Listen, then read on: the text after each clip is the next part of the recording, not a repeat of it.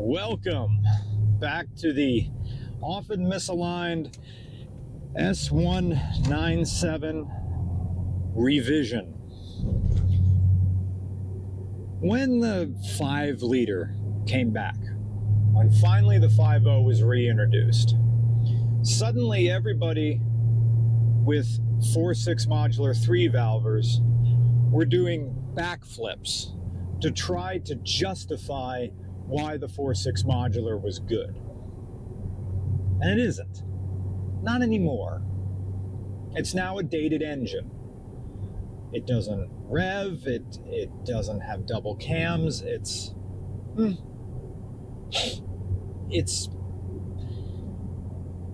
engine that filled the gap in between the aging Windsor block, the old 5.0, the pushrod engine, and the new Coyote motor. You can make 3-valvers go fast. Kenny Bell does make superchargers for these things. The dude in blue famously had a Pro Charger style. I know you're not supposed to call it the Pro Charger, but you know, I'm using brand names here. I'm calling it the Pro Charger. And yes, these motors can make power, but they will never have the crispness or the angry acceleration of the Coyote motor. And they don't really have the legacy and the now nostalgic feel of the old Windsor blocks. So this engine is caught in a middle child. It was never the fastest, it was never the newest. It was just something that they had that they built an image around. And me, I just look at it like an engine. I don't really look at it as any sort of grand signifier of goodliness or, oh, I have this big rumbly engine, which means I'm a good person. Oh, I'm a real good American with my big American V8. When the 4.6 modular isn't a big V8 engine. It's just something that you tool around in. And one of the nicest things about this convertible is that it's very fast. People talk about how the Honda S2000 has a fast roof. This one's not. That was quick. I just did it at a stop sign. And now I can hear the engine go like this.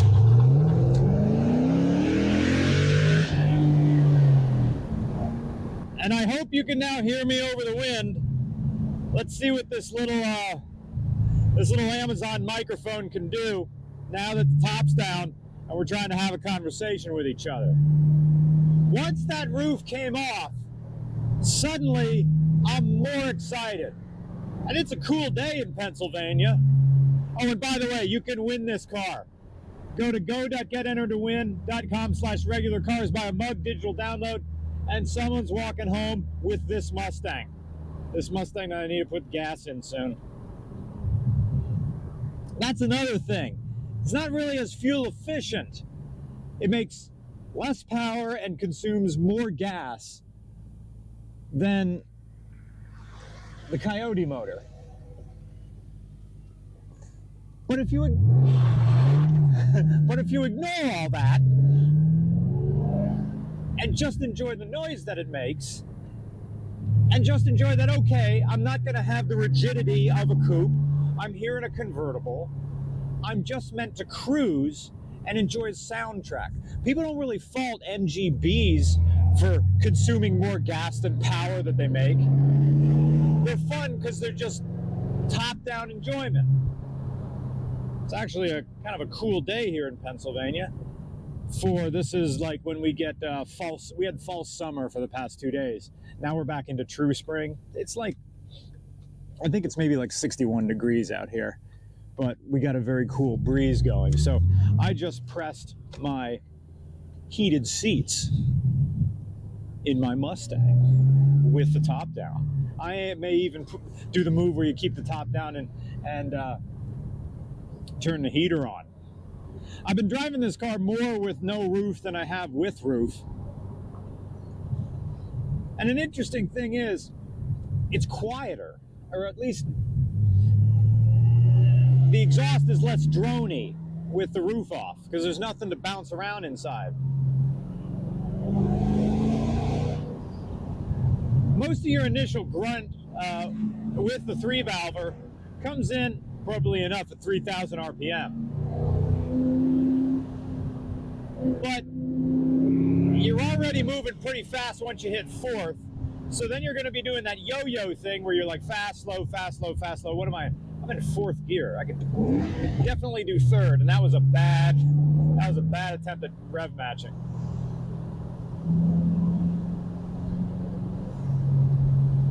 Well, it's a nice day today. You're going to be saying that when you drive this. Oh, it's a nice day today. But there's that button right there, isn't it? Just staring right at me. Ford put the traction control button right next to the hazard switch and right next to the trunk release. And all of them are right next. There's a guy walking his dog up there. I was about to do a Mustang move right around this corner, but he's looking at me, so I'm not going to do it. I swear, they put that, maybe that's another reason why these generations of Mustangs crash even more than the other ones, is because the traction control button is right there, staring at you. You know, a lot of cars, the traction control button's like behind the steering wheel. It's not in your line of sight. You know, I think Toyota likes to put traction control buttons like, you know, down here, like cookies kept out of the line of sight of children, or in a supermarket saying this line has no candy, right? Not Ford. The button's right here, right next to the gear shifter. You're gonna look at it every time you step in, go to shift out of first or into neutral or whatever. When you go to drive, you're like, is today the day? Is today the day I press this button and become a hero? Or just become another Mustang statistic? And I'm staring at it, and I'm about to join the highway. I'm about to join the, no, I'm not. I'm gonna go back on back roads. Because state highway means state police. Ooh, this is a tight road. This is a real tight road. Where does this road go? All right, here's a new thing. I just took a road and I have no idea where it goes.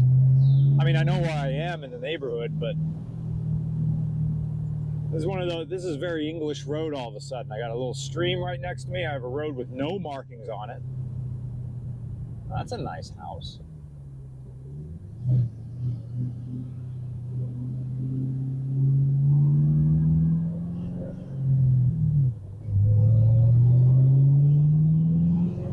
It's a nice day today.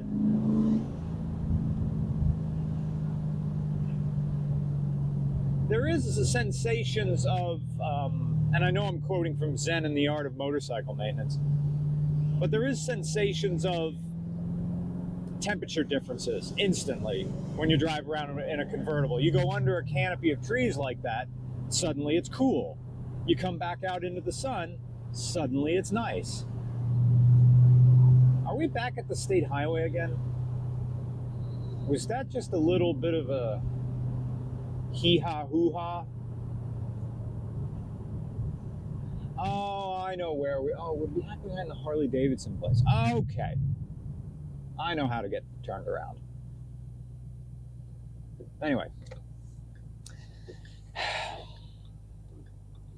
You know, Greg's been driving this car. He likes it. It's a more relaxed, and, you know, I'll bet if this was a hardtop, I would have gone on the highway and tried to drift onto the highway. But because this is a convertible, I have nothing to prove. I'm just out here enjoying my winga-dinga life, thinking about another cup of coffee, maybe some mozzarella sticks, and I don't mind that I'm not the fastest.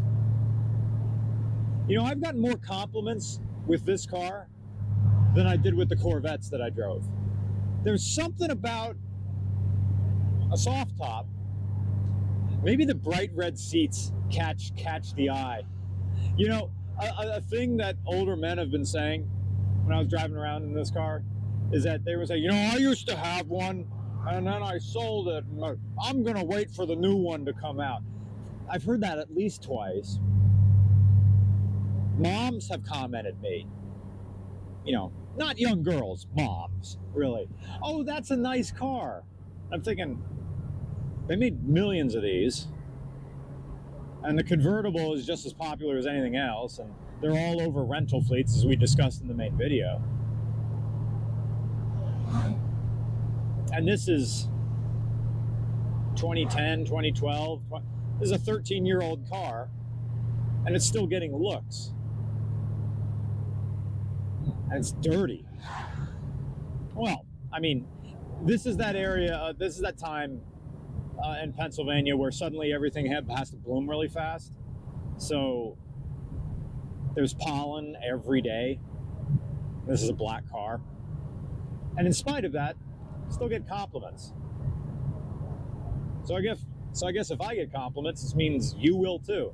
So good luck with this giveaway. Someone's gonna win it. And I'm gonna go put some gas in this. GoPro, stop capture.